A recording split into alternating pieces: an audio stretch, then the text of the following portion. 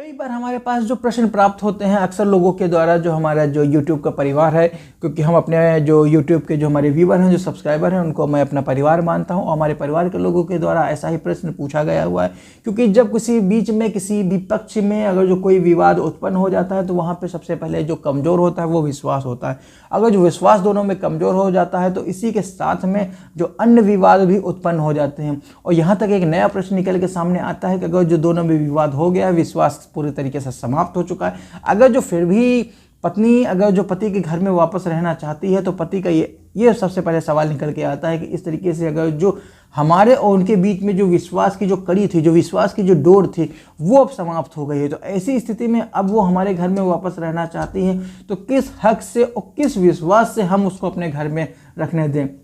नमस्कार, मैं हूं Brajnandan, advocate and legal consultant. स्वागत है आपका एक बार और आपके अपने इस चैनल पे। अगर जो आप चैनल पे पहली बार आए हुए नए हैं तो उसको सब्सक्राइब करें, लाइक करें और कमेंट में जय हिंद अवश्य लिखें। और ये वीडियो, ये जानकारी दूसरों लोगों तक पहुंचाने के लिए इसको शेयर अवश्य करें, जिससे और लोगों को, किसी ज़रूरतमंद को ऐसी जानकारी प्राप्त हो सके। क्योंकि जैसा मैंने पहले बताया है कि अगर जो कोई पत्नी अगर जो अपने वापस घर में, यानी कि मैरिटल हाउस में अगर जो रहना चाहती है और रहने के लिए अगर जो आ भी रही है, तो पति के द्वारा ये संशय और ये संदेह उत्पन्न होता है कि उसने मेरे और मेरे परिवार के विरुद्ध जो सच एंड सच जो एलिगेशन लगाए हैं और एलिगेशन के साथ में जो मुकदमे प्रस्तुत किए गए, एक तो हम वो जो प्रोसीडिंग है वो तो झेल ही रहे हैं, सेक्शन 85 BNS के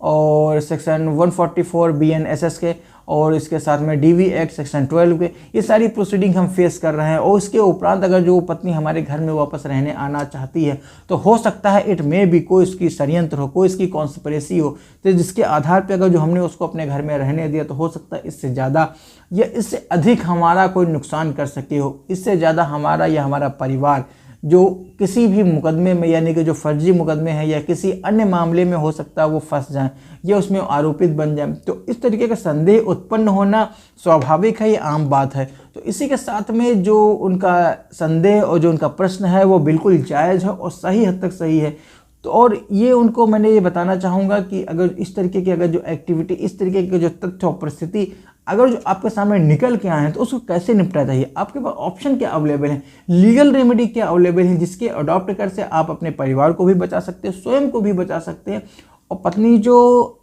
अनावश्यक रूप से आपके घर में और आपके घर में ज़बरदस्ती रहना चाहती है, हालांकि कोर्ट ने अभी ऑर्डर नहीं किया है, इट डजेंट मैटर, इससे कोई प्रभाव नहीं पड़ता है। कोर्ट जब ऑर्डर करेगी हो सकता है तब उसका एग्जीक्यूशन फाइल किया जाए, एग्जीक्यूशन फाइल होने के उपरांत तब वो आपके घर में रहे या ना रहे वो तो बात का विषय है। अगर जो उसकी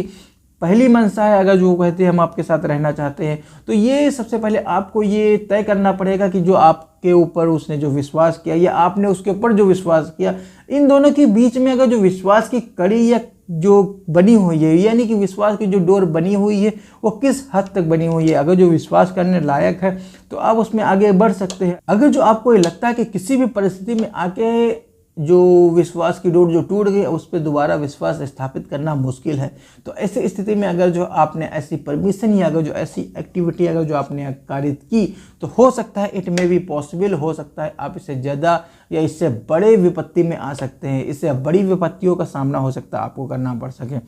अब क्या विपत्तियाँ पड़ेंगी ये तो बात का विषय पड़ेगा, क्योंकि जो आगे आने वाले जो घटनाक्रम होते हैं उनको आभास पहले से हो सकता है, कभी कभी नहीं भी हो पाता है। तो ऐसी स्थिति में अगर जो पत्नी ने अगर जो ऐसा प्रयास किया जा रहा है, अगर जो अपने मैरिटल रूम में या मैरिटल हाउस में अगर जो रहने के लिए तैयार है, अगर जो ऑफर कर रही है, तो इसमें सबसे पहले आपको मैं 3 ऐसे ग्राउंड बताने वाला हूं जिनको अडॉप्ट करके, जिनको आप सही तरीके से एक्सप्लेन करके आप उसको मना कर सकते हैं। सबसे पहले सर्वप्रथम एक चीज़ ये है कि जो आपका घर है, अगर जो आपके फादर एंड मदर अलाइव हैं तो वो उनका घर है, क्योंकि मैरिटल होम है, अगर जो आप उसमें रह सकते हैं। और ये आपके ऊपर एलिगेशन पहले से लगा चुकी हैं जो अलग अलग तरीके हो सकते हैं। तो अगर जो इस तरीके से अगर जो रहना चाहती है कोई भी व्यक्ति आपकी प्रॉपर्टी, आपके जो संपत्ति, उसमें ज़बरदस्ती कोई घुस नहीं सकता है और कोई ज़बरदस्ती ले भी नहीं सकता है। यूनिवर्सल लॉ है, ये एस्टेब्लिश लॉ है, ये सभी को पता है। तो अब इसको अडॉप्ट इस तरीके से करना है। अगर जो कोर्ट ने ऑर्डर नहीं किया है, कोर्ट ने कोई भी ऑर्डर नहीं किया है, जो रेजिडेंस है यानी कि वो पत्नी अपने मैरिटल हाउस में सही तरीके से अपना दाम्पत्य जीवन स्थापित करे या ना करे। अगर जो उसको मैरिटल हाउस में रहने का कोई आदेश पारित नहीं किया है तो आप उसको सीधी तौर पे मना कर सकते हैं। और अगर जो कोई भी मुकदमे अगर जो माननीय न्यायालय के समझ किसी भी न्यायालय में अगर जो विचाराधीन है तो आप उसमें सबसे पहले आप अपना जवाब दाखिल करिए। और कोर्ट में एक तरीके से ये भी अगर जो कोई ऑर्डर पास नहीं किया है तो उसमें आप सर्टिफाइड कॉपी आप उसकी निकाल सकते हैं अपने अधिवक्ता के माध्यम से, जिसमें प्रूफ कर सकते हैं कि आपके विरुद्ध या आपकी पत्नी के लिए कोई भी रेजिडेंस यानी रहने के लिए कोई भी आदेश पारित नहीं किया गया। जब आपके विरुद्ध कोई भी आदेश पारित नहीं किया गया है, आप किसी भी तरीके से कोई भी रूप में आप डिफॉल्टर नहीं है, तो आपके प्रॉपर्टी में या आपके घर में कोई भी ज़बरदस्ती बिल्कुल भी नहीं हो सकता है। आप उसमें ये एक्सप्लेन करेंगे या आप उसमें रीज़न बताएंगे कि इसने जो पत्नी ने मेरे यानी मेरे परिवार वालों के विरुद्ध, माता पिता भाई बहन जो भी इन्वॉल्व करती हैं उनके विरुद्ध सेक्शन 85 भारतीय न्याय संहिता के अंतर्गत इसने हमारे ऊपर मुकदमा फाइल किया। और इन्हीं के अंतर्गत जो दहेज प्रतिदोष जो अधिनियम है उनके अंतर्गत जो धाराएं इम्पोज की जाती है वो भी लगाई हैं। इस तरीके के जो इसने एलिगेशन लगाए, तो इसलिए हमारा जो विश्वास नहीं हो पाता है कि पत्नी इस घर में वापस आके रहे आके।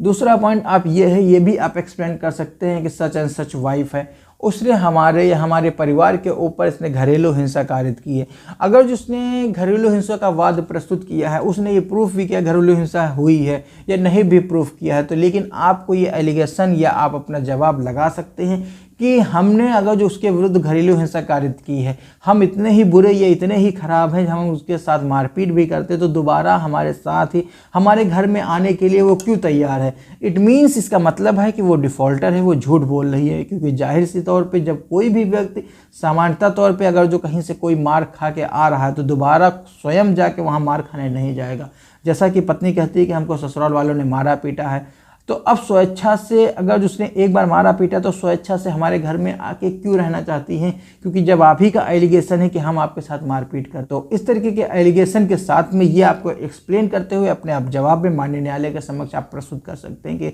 Such and such activity court के बाहर रहते हुए इस तरीके से पत्नी हमारे विरुद्ध या हमारे तरीके से षड्यंत्र करके इस तरीके से योजना बना रही है, ये योजना बनाने का प्रयास कर रही है, हमारे घर में ज़बरदस्ती घुसने का प्रयास कर रही है। थर्ड पॉइंट ये भी है कि जाहिर से तौर पे क्योंकि जो पत्नी है उन्होंने सेक्शन 144 भारतीय नागरिक सुरक्षा संहिता के जो अंतर्गत प्रार्थना पत्र प्रस्तुत किया है उसमें पति से मेंटेनेंस और एलिमनी की डिमांड की है कि सच एंड सच अमाउंट हमको दिया जाए जिससे हम आगे का अपना जीवन यापन कर सकें। एक तरफ से वो जो मुकदमे प्रस्तुत करेंगे उसमें आप अपना जवाब दाखिल करें कि सच एंड सच एक्टिविटी पत्नी के द्वारा किए जा रही हैं आउट ऑफ द कोर्ट यानी कि न्यायालय के बाहर रहते हुए। तो ऐसी स्थिति में इस तरीके की जो एक्टिविटी अगर जो की जा रही है पत्नी की, तो पति की सारी एक्टिविटी कोर्ट के संज्ञान में लाना अति आवश्यक है, जिससे अगर जो कोर्ट आपके फेवर में ना जाके अगर जो ऐसी स्थिति में फिर आपके विरुद्ध कोई भी हो सकता है, इट में भी आपके विरुद्ध कोई भी आदेश पारित ना हो। और इसी के साथ में एक ग्राउंड और बचता है, अगर जो आपको ये लगता है कि ज़्यादातर मामलों में किन्हीं मामलों में ये भी देखने को मिलता है कि डिवोर्स का मुकदमा भी प्रस्तुत कर दिया है।